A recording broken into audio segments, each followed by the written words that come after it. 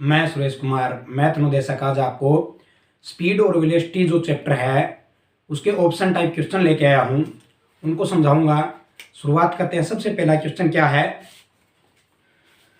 कि वस्तु की स्थिति में परिवर्तन की दर को क्या कहते हैं। किसी वस्तु की स्थिति में परिवर्तन की दर को कहते हैं, क्या कहते हैं। पहला ऑप्शन है गति, दूसरा है चाल, सी है वेग और डी है त्वरण। तो किसी भी वस्तु जो है उसकी स्थिति में परिवर्तन की दर को क्या कहते हैं, चाल। क्लियर। तो किसी भी वस्तु की स्थिति में परिवर्तन की दर को चाल कहते हैं। ठीक है, कोई वस्तु है उसकी स्थिति सेम है, अगर उसमें एक परिवर्तन हो गया और उसकी अगर दर हो गया, मतलब कितने समय में वह कितनी चली, तो उसको क्या कहते हैं, चाल कहते हैं। यह था पहला क्वेश्चन। सेकंड है निश्चित दिशा में वस्तु की स्थिति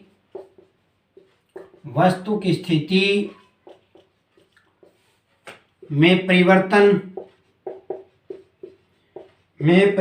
की दर को क्या कहते हैं। उससे चेंज हो गया, ये दर को कहते हैं, क्या कहते हैं। ऑप्शन है वेग, बी है गति, सी है चाल और डी ऑप्शन है त्वरण।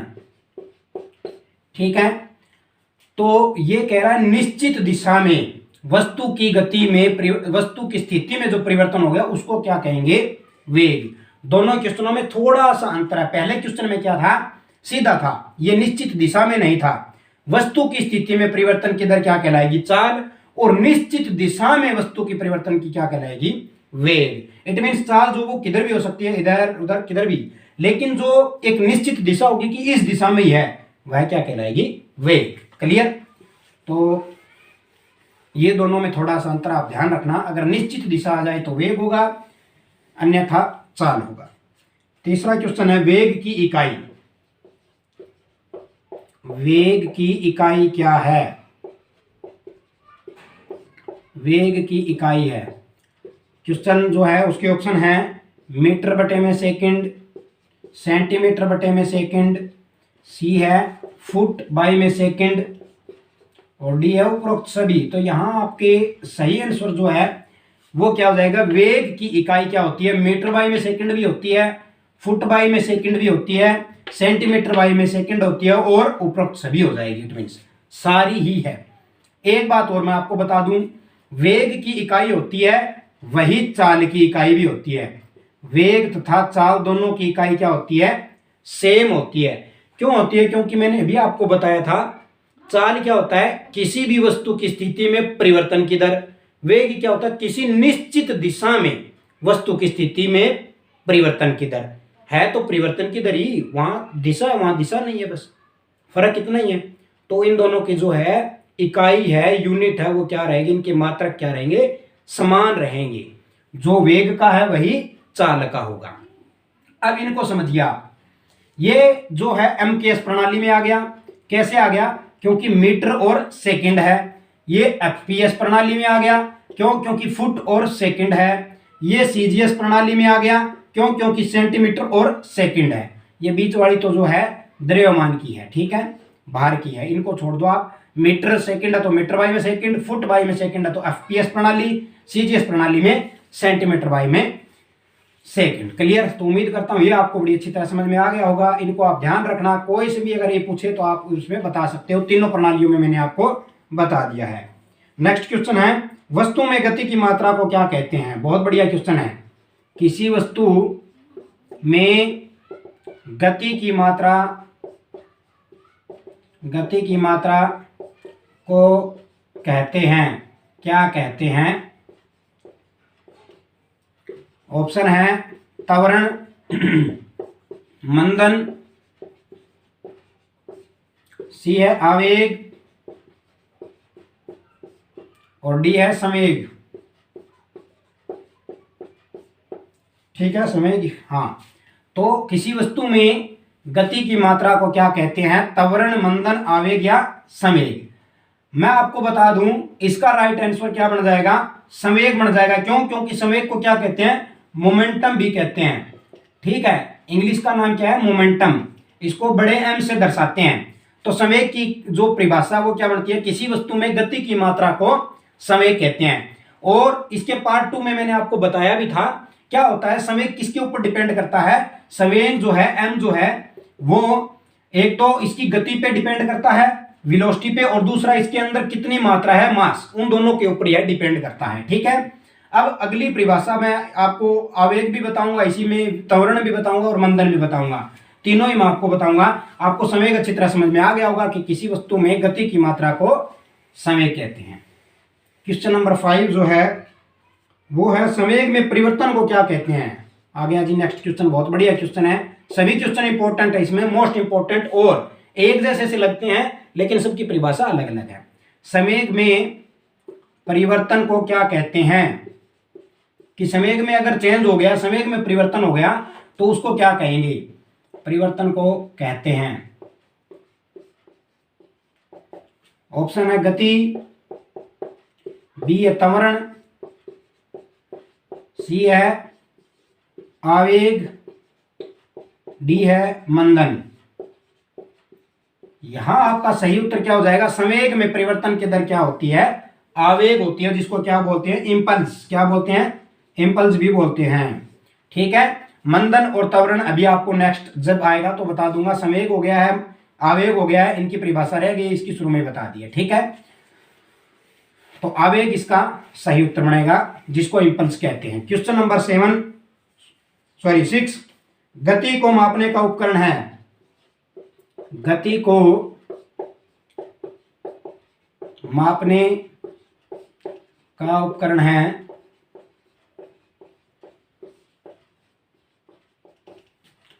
ऑप्शन है हाइड्रोमीटर,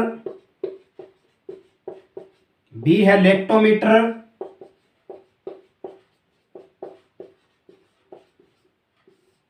सी है टेकोमीटर और डी है एमीटर। इसमें आपका सही आंसर क्या बनेगा? क्या कह रहा है? गति को अगर मापना हो तो कौन सा उपकरण प्रयोग में लाया जाता है? इसमें आपको लाया जाता है टेकोमीटर। ठीक है, टेकोमीटर द्वारा हम गति को माप सकते हैं। बाकी के रह गए। अब आपके मन में ये आ रहा है कि ये क्या मापेंगे? तो हाइड्रोमीटर क्या मापता है? आपेक्षित घनत्व। ठीक है, किसी द्रव पदार्थ का जो है आपेक्षित घनत्व, इसके द्वारा मापा जाता है। लेक्टोमीटर स्पेशलिस्ट किसके लिए बना होता है? दूध के आपेक्षित घनत्व को मापने के लिए लेक्टोमीटर का प्रयोग किया जाता है। दूध के आपेक्षित घनत्व को मापने के लिए लेक्टोमीटर का प्रयोग किया जाता है। एमीटर का प्रयोग कब किया जाता है? जो विद्युत करंट है, विद्युत करंट जो होता है, इलेक्ट्रिक करंट जो होता है, उसको मापने के लिए किसका प्रयोग किया जाता है? एमीटर का प्रयोग किया जाता है। तो एक ही क्वेश्चन में आपके 3 क्वेश्चन और बन गए हैं, आप इनको ध्यान रख लेना। नेक्स्ट क्वेश्चन जो है 7 नंबर है, वेग के घटने की दर को क्या कहते हैं? वेग के घटने की दर को क्या कहते हैं?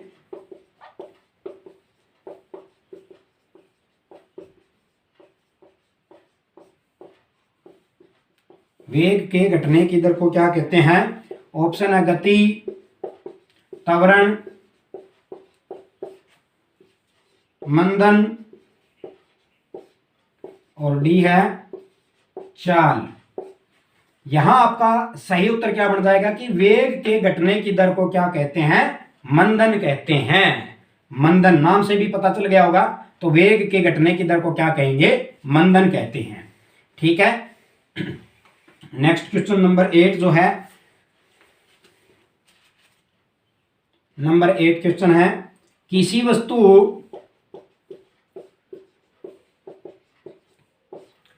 वस्तु के वेग में परिवर्तन की दर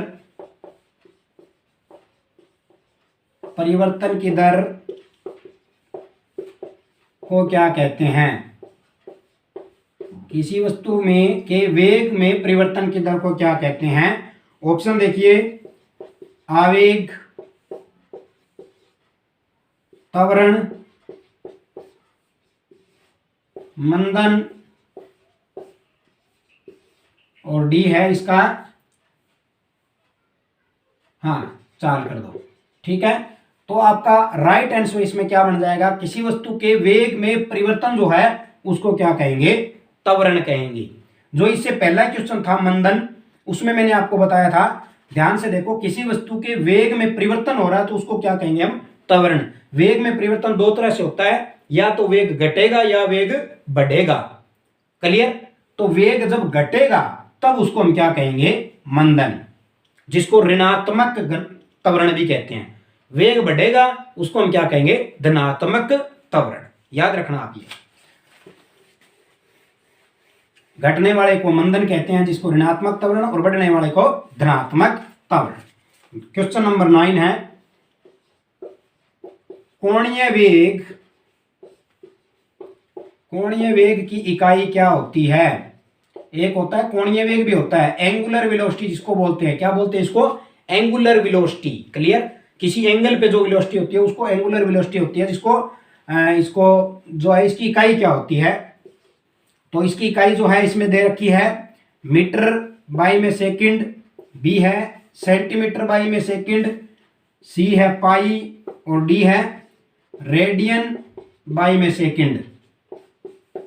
तो इसका सही उत्तर क्या आ जाएगा? रेडियन बाई में सेकंड। क्यों? क्योंकि कोणीय वेग, कोण किसमें मापा जाता है? रेडियन में हो गया, डिवाइड बाई सेकंड, तो रेडियन बाई सेकंड जो इसका सही आंसर आ जाएगा। ये नंबर 9 हो गया। नंबर 10 जो क्वेश्चन है, 10वां क्वेश्चन है, यदि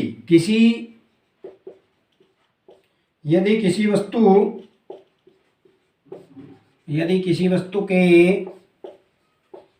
त्वरण का वेग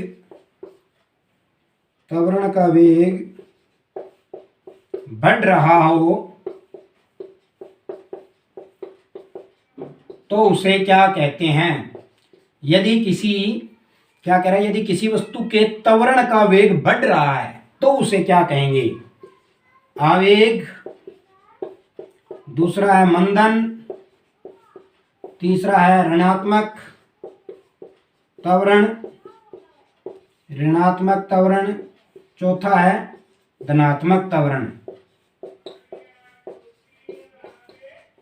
अब आपको इसमें देखना है सही उत्तर क्या है। देखिए, यदि किसी वस्तु के त्वरण का वेग बढ़ रहा है, तो मैंने इसी से 1-2 क्वेश्चन पहले आपको बताया था कि वस्तु के वेग में परिवर्तन की दर को क्या कहते हैं? त्वरण। ये दो तरह का होता है त्वरण, या तो वेग में परिवर्तन होगा, या तो वेग बढ़ेगा या वेग घटेगा। जब वेग घटेगा तो उसको मंदन भी कहते हैं और ऋणात्मक त्वरण भी कहते हैं। ध्यान देना इस बात पे। अगर वह घट रहा है तो मंदन और ऋणात्मक त्वरण एक ही नाम है, दोनों ये कहते हैं। लेकिन यहां पे उत्तर क्या हो जाएगा? चेंज हो जाएगा, क्योंकि यदि किसी वस्तु के त्वरण का वेग बढ़ रहा है तो उसे क्या कहेंगे? हम धनात्मक कहेंगे।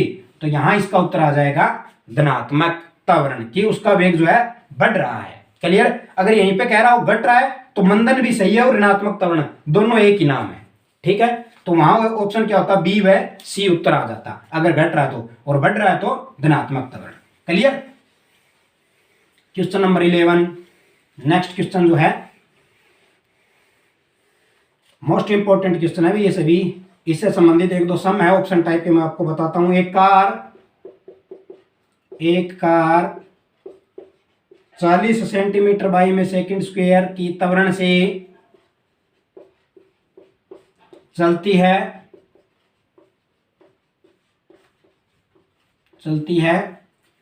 कितने समय में उसका वेग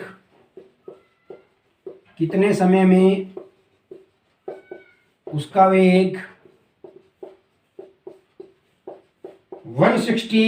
सेंटीमीटर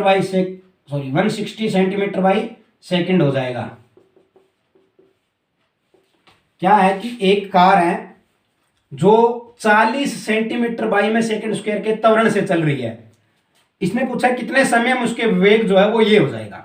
ऑप्शन दिए हुए हैं, यहां 4 ऑप्शन है, देखिए 2 सेकंड, 4 सेकंड, 6 सेकंड और डी है 3 सेकंड। अब आपको यहां सही उत्तर देखना है। हमें इससे पहले इसका फार्मूला पता होना चाहिए। इसके न्यूमेरिक वैल्यू में जो प्रॉब्लम थे उससे रिलेटेड जो प्रॉब्लम आई थी उसमें मैंने आपको बड़ी अच्छी तरह समझाया था। रिपीट करा देता हूं, इसका फार्मूला क्या होता है, v is equal to u plus a t. शायद याद आ गया होगा आपको। जहां v क्या होती है, वेलोसिटी। वेलोसिटी का मतलब वेग हो गया, ये वाली चीज। तो v की जगह आप ये लिख सकते हो 160 सेंटीमीटर बाई में सेकंड। ये इकाइयां साथ में लगानी बहुत ज्यादा जरूरी है। अगर आप इकाई नहीं लगाओगे तो आप फाइनल इकाई आप सही नहीं निकाल पाओगे, कहीं ना कहीं गलती कर दोगे। तो इकाइयां जरूर लगाया करो। u क्या होती है, उसकी प्रारंभिक वेग। जब गाड़ी खड़ी है, कार खड़ी है, तो उसका प्रारंभिक वेग क्या हो गया, 0। शुरू में जब खड़ी है तो 0 ही है ना उसकी स्पीड। क्लियर। a क्या हो गया, उसका एसेलरेशन। एसेलरेशन का मतलब क्या होता है, त्वरण। एसेलरेशन अंग्रेजी का नाम है, हिंदी में इसको क्या कहते हैं, त्वरण। तो ये कितना हो गया, 40 सेंटीमीटर बाई में सेकंड स्क्वायर। मल्टीप्लाइड बाई में क्या है, टी। टी हमें टाइम जो है, समय, ये कह ही रहा निकालना हमें। तो अगर ये चीज निकालने के बाद अगर हम इसमें 0 जोड़ दें तो कोई इफेक्ट तो पड़ेगा ही नहीं। तो 0 तो आप चाहे लिखो और चाहे ना लिखो, तो 0 जो है कोई इफेक्ट नहीं डालेगा। क्लियर। अब ये चीज जो है इसकी गुणा में है, हम इधर लेके आएंगे तो चेंज हो जाएगा। नीचे वाली रकम ऊपर चली जाएगी, ऊपर वाली रकम नीचे आ जाएगी। ठीक है, तो ये इधर आ जाएगी, ये इधर आ जाएगी। क्या हो जाएगा, 160 सेंटीमीटर गुणा में तो चला गया सेकंड स्क्वायर, बटे में क्या आ गया, 40 सेंटीमीटर। ठीक है, 40 सेंटीमीटर। और यहां पे पहले से क्या पड़ा है, एस पड़ा है। एस 160 सी बाई में एस तो पहले ही पड़ा है। ये चेंज हो जाएगा, 40 सेंटीमीटर नीचे आ जाएगा, एस स्क्वायर ऊपर चला जाएगा। बराबर में क्या बच गया, अकेला टी, जो हमें समय निकालना ही है। सेंटीमीटर से सेंटीमीटर कैंसल, 0 से 0 कैंसल, 4 एकम 4, 4 चौक 16, पूरा पूरा कट गया। 1 सेकंड से उसका 1 सेकंड कैंसल। फाइनली इसमें से सिर्फ और सिर्फ क्या बचा है, एक तो 4 बचा और एक एस बचा है। 4s बराबर में टी, मतलब 4 सेकंड लगेगा। जहां भी इसमें 4 सेकंड आपका वो सही उत्तर है। तो 4 सेकंड आपका क्या आ जाएगा, इसका फाइनल आंसर। उम्मीद करता हूं ये भी आपको बड़ी अच्छी तरह समझ में आ गया होगा। नेक्स्ट क्वेश्चन जो है, अगर दोबारा नहीं समझ में आया तो थोड़ा सा वीडियो को बैक करके आप दोबारा समझ लेना। नेक्स्ट क्वेश्चन मैं आपको करा देता हूं। क्वेश्चन नंबर 12 है, एक बस 20 सेकंड में 30 मीटर बाई में सेकंड की गति पकड़ लेती है,